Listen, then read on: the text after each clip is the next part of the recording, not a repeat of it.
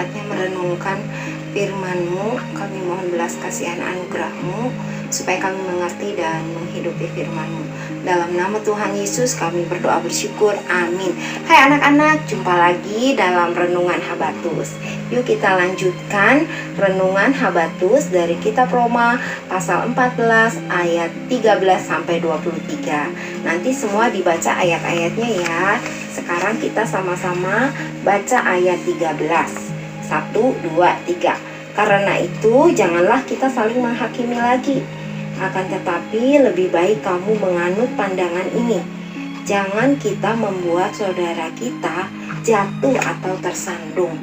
Nah anak-anak, apa arti batu sandungan? Artinya perbuatan, perkataan kita yang menyebabkan orang lain jatuh dalam dosa.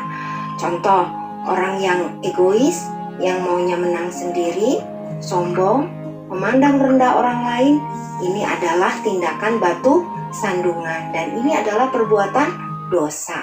Jemaat Roma sedang ada masalah karena perbedaan pendapat. Ada kelompok yang masih taat pada aturan adat istiadat Yahudi tentang makanan yang boleh atau tidak boleh dimakan. Ada juga kelompok lain tidak mengikuti tradisi Yahudi. Akibat dari perbedaan itu terjadi masalah yang besar.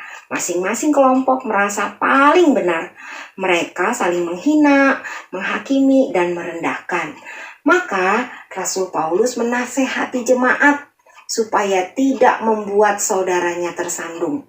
Jangan sampai jemaat Roma mengabaikan atau melupakan hal yang paling penting yaitu jati diri atau identitas diri sebagai orang Kristen yang tugas utamanya adalah memberitakan Injil.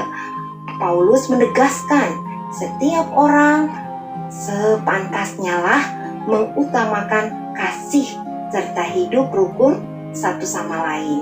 Nah anak-anak, Rasul Paulus menegur jemaat Roma untuk tidak membuat orang lain jatuh atau tersandung, tetapi hiduplah dalam kasih mesra sebagaimana yang Paulus sudah teladankan.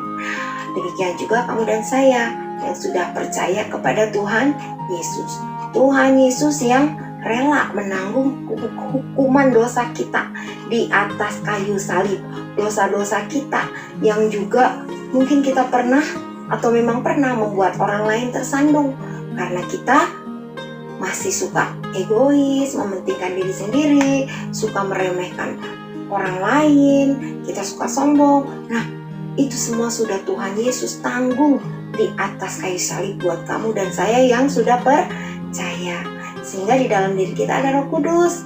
Roh Kudus yang akan menolong kita, yang memampukan kita untuk kita menjadi anak-anak Tuhan yang memberkati sesama kita dengan tidak menjadi batu sandungan bagi orang lain. Nah, mari kita hidup berdasarkan firman Tuhan. Mari kita senang mengikuti pimpinan Tuhan Yesus. Habatus, hidupku bagi Kristus. Nah, buat anak-anak yang belum percaya kepada Tuhan Yesus, hari ini, sekarang juga, saat ini, jangan tunda lagi, percayalah.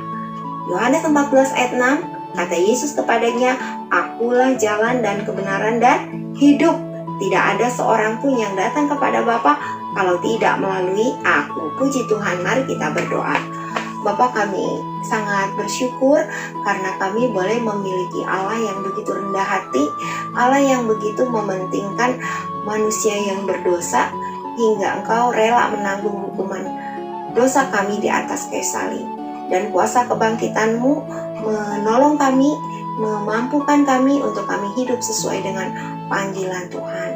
Tolonglah kami sejak kecil, kami mencintai Tuhan, firman, dan sesama, sehingga hidup kami adalah hidup yang memberkati banyak orang. Ampuni jika kami masih sering tidak taat kepada Tuhan. Berbelas kasihanlah dan tolonglah kami semua. Terima kasih, dalam nama Tuhan Yesus kami berdoa bersyukur. Amin. Habatus.